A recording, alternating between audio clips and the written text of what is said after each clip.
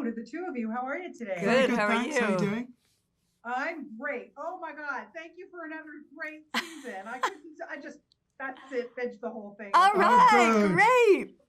Listen, I mean, the show, it just is off the charts. So Keri, I want to ask you because it just starts off, well, ends with a bang from season one, and then it starts with a bang. You know, it's amazing. What excited you most about taking Kate into season two?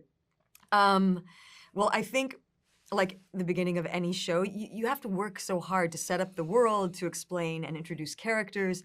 So hopefully they give you another shot and you've done all that work. So now you can just get right to it. And I think there's so much setup in the first season of describing her and showing that she is uncomfortable in her world and she's never been the boss, she's never been the ambassador, and she doesn't fit in and she doesn't wear the right clothes, and now she can just get to it. She has a problem to solve and she has to solve it.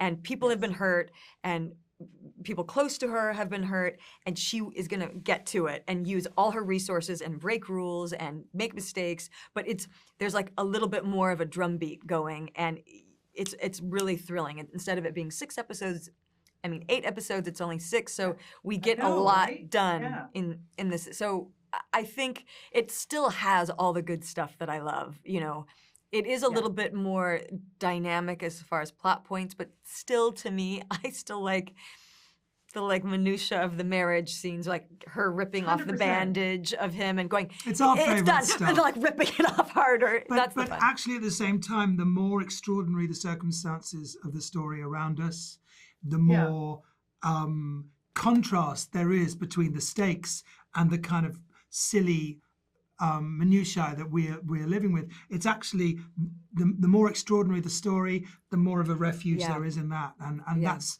what makes it even more fun, I find.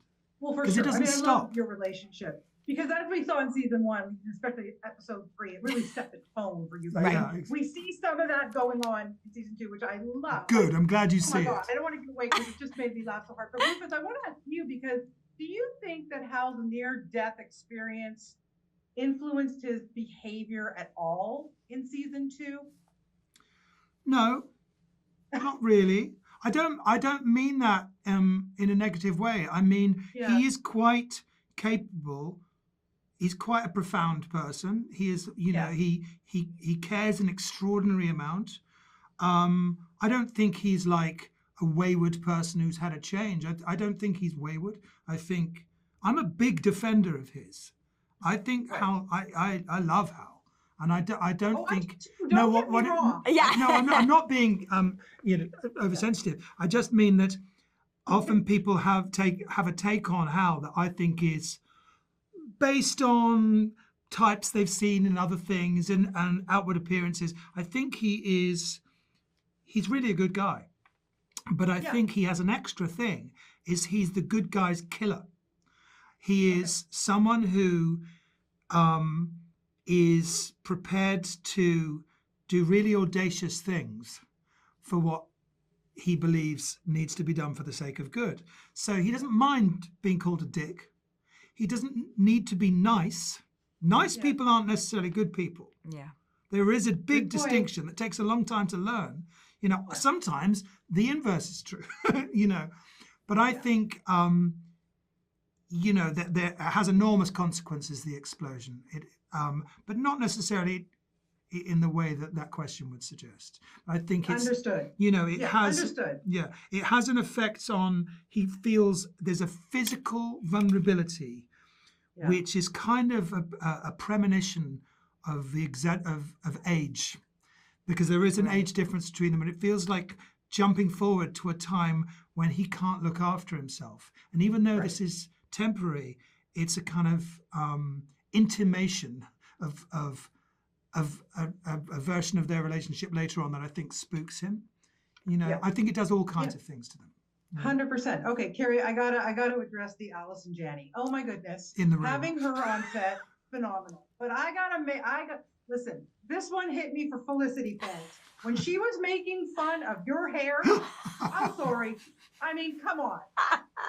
intentional was that? Because I just could not stop my laughing gosh. when she was tearing your look apart with the hair.